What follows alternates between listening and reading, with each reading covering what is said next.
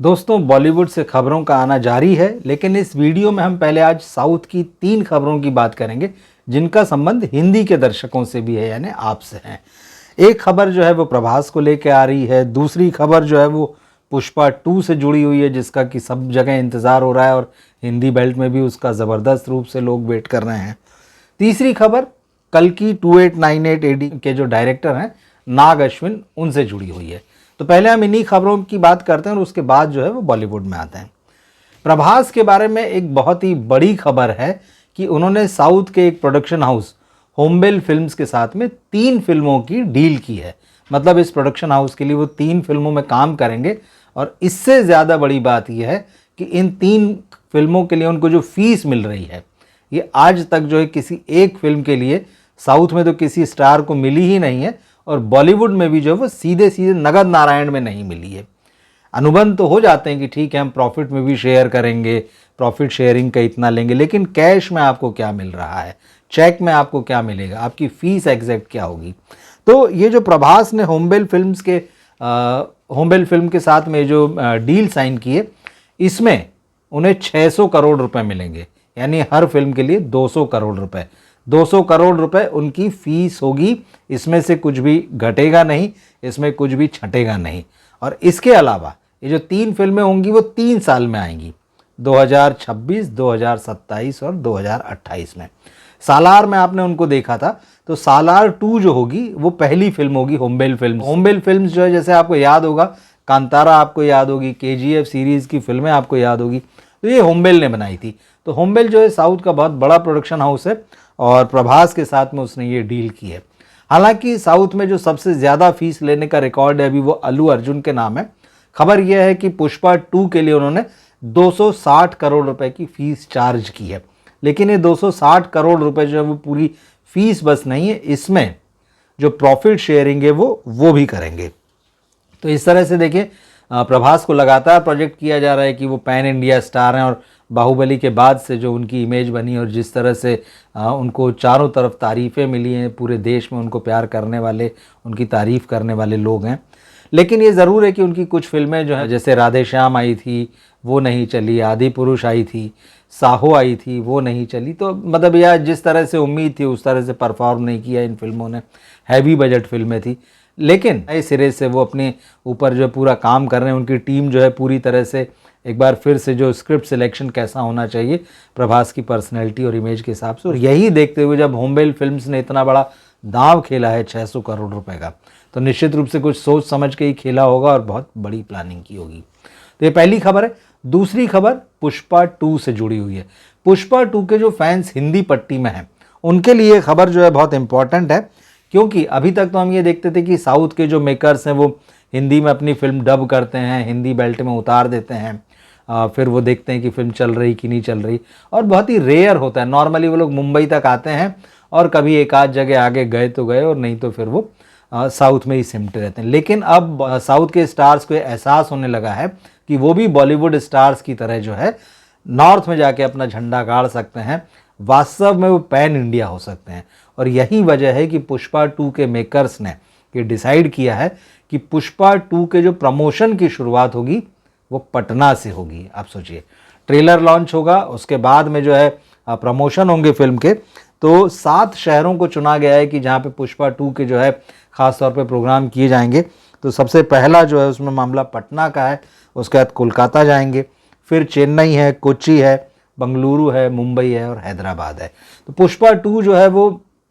5 दिसंबर को रिलीज़ होने वाली, उसके लिए ज़बरदस्त तैयारियां चल रही है, फिल्म का इंतज़ार हो रहा है। और इसीलिए इस बार जो है अब मेकर्स ने तय कर लिया है कि क्योंकि इस फिल्म की पैन इंडिया अपील जो है वो पहले से है, तो इसलिए जो इसकी शुरुआत जो है इस फिल्म के प्रमोशन की, वो जो है उन्होंने तय किया है कि नॉर्थ से करेंगे, पटना जाएंगे। क्योंकि जिस तरह की मासी और एक्शन फिल्म है,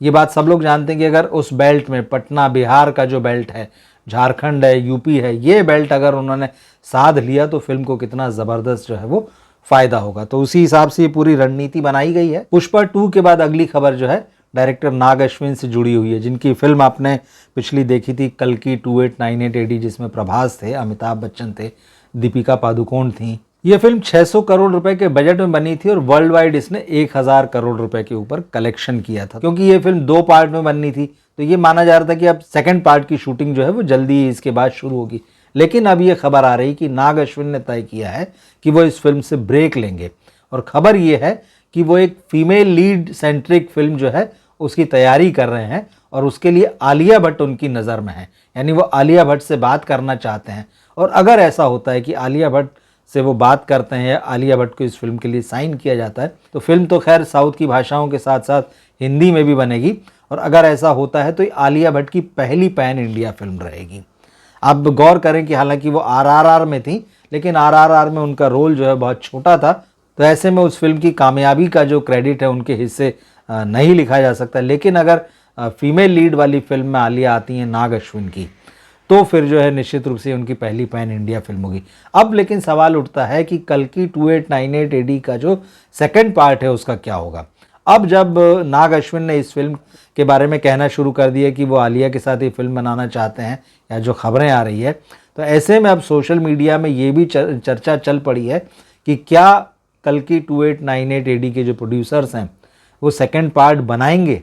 या फिर वो इसको कितना डिले करेंगे। क्योंकि अगर 600 करोड़ रुपए की बजट में जो फिल्म बनी थी उससे 1000+ करोड़ रुपए आया है तो निश्चित रूप से ये वो कलेक्शन नहीं है जिसकी कि प्रोड्यूसर्स ने उम्मीद की होगी। तो ये हो सकता है कि जब सेकंड पार्ट बने तो उसमें बजट जो है उसको कुछ लिमिटेड किया जाए, लेकिन फिलहाल जब उसका अनाउंसमेंट होगा हम तब देखेंगे। अब हम आते हैं बॉलीवुड पर। बॉलीवुड में कोई बहुत ज़्यादा खबरें इस वक्त नहीं है, आज संडे है वैसे भी, और जो भी खबरें चल रही हैं इस वक्त मीडिया में ज़्यादातर जो हैं उनका लेना देना पीआर से है। लेकिन क्योंकि हम पीआर की खबरों पे नहीं जाते हैं और हम अपने ऑडियंस के लिए आपके लिए जो है वो खबरें लाते हैं जिनका पीआर से संबंध नहीं होता, तो आज की जो खबर है वो ये है कि सिंघम अगेन जिस तरह से बॉक्स ऑफिस पर परफॉर्म कर रही है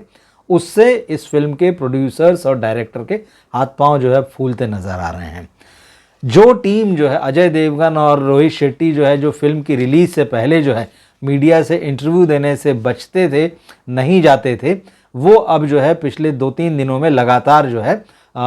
इंटरव्यू दे रहे हैं, जा जाके कोशिश कर रहे हैं कि इस फिल्म का बज़ जो है वो बना कर रखें। तरह तरह की बातें कह रहे हैं, वो फिल्म के बारे में कह रहे हैं, फिल्म का जो बॉक्स ऑफिस क्लैश हुआ उसके बारे में बात कर रहे हैं। यहाँ तक कि इस बारे में भी उन्होंने बात की कि आज के समय में अगर कोई रिलीजियस फिल्म बनाना चाहता है तो उसके लिए कितना मुश्किल है। दरअसल ये वाला रिलीजियस फिल्म वाला रेफरेंस इसलिए आया क्योंकि सिंघम अगेन का जो प्रेमाइसिस है, भले ही वो सिंघम और उनकी टीम जो है उसके आसपास है, लेकिन उसके बैकड्रॉप में पूरी तरह से जो है पूरी फिल्म में शुरू से आखिर तक रामायण की कहानी चलती दिखाई गई है।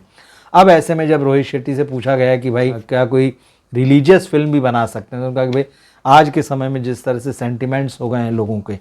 उसको देखते हुए तो ऐसी फिल्म बनाना बहुत ही मुश्किल है। उन्होंने शोले का उदाहरण दिया कि उस फिल्म में जैसे भगवान जी की आवाज़ में धर्मेंद्र जो है मंदिर में कहीं मूर्ति के पीछे से बोल रहे हैं और हेमा मालिनी को ये कन्विंस कर रहे हैं कि यानी बसंती को ये कन्विंस कर रहे हैं कि जो लड़का तुम्हारी ज़िंदगी में है वो ठीक है, तुमको उससे शादी कर लेना चाहिए। तो रोहित शेट्टी और अजय देवगन का ये कहना है कि भाई आज की डेट में तो आप ऐसे सीन की कल्पना ही नहीं कर सकते हैं। तो इसलिए जो है उन्होंने ये भी कहा कि हम लोग जब ये फिल्म बना रहे थे, रामायण वाला कॉन्सेप्ट था, तो कहीं ना कहीं मन में एक हिचक थी, डर था कि ऑडियंस इसको कैसे लेंगे। लेकिन अब ये सारी बातें जो एक तरह से लीपा पोती वाली बातें हैं कि भाई ठीक है, हमको किसी भी तरह से एक मुद्दे को जो है फिल्म के ज़िंदा बनाए रखना है, जिससे कि फिल्म जो है रिलेवेंट लोगों को मालूम होती रहे और वो उसको देखने के लिए थिएटर में आए। लेकिन जिस तरह से बॉक्स ऑफिस परफॉर्म कर रहा है और फिल्म का जो अब सेकंड वीकेंड भी जो है वो ख़त्म हो चुका है और वीकेंड ही जो है असली कमाई के दिन होते हैं आजकल फिल्मों के, तो ये फिल्म भी जो है अजय देवगन और रोहित शेट्टी की जो मल्टी स्टारर फिल्म है, कहीं ना कहीं जो है अब भूल भुलैया 3 जिसके साथ इसका क्लैश हुआ था, पिछले 2-3 दिनों से लगातार खबरें आ रही कि कार्तिक आर्यन, माधुरी दीक्षित, विद्या बालन और तृप्ति डिमरी की जो फिल्म है बहुत सारी जगहों पर कलेक्शन के मामले में इससे आगे निकलने लगी है। और साथ ही वो जो थिएटर्स का बंटवारा हुआ था 60-40 का सिंघम अगेन के फेवर में, अब वो भी बैलेंस हो गया और कई जगह पर तो जो है भूल भुलैया 3 के शो जो है ज़्यादा चलने लगे हैं। और ऐसे में जबकि सिंघम अगेन का बजट बहुत ज़्यादा है,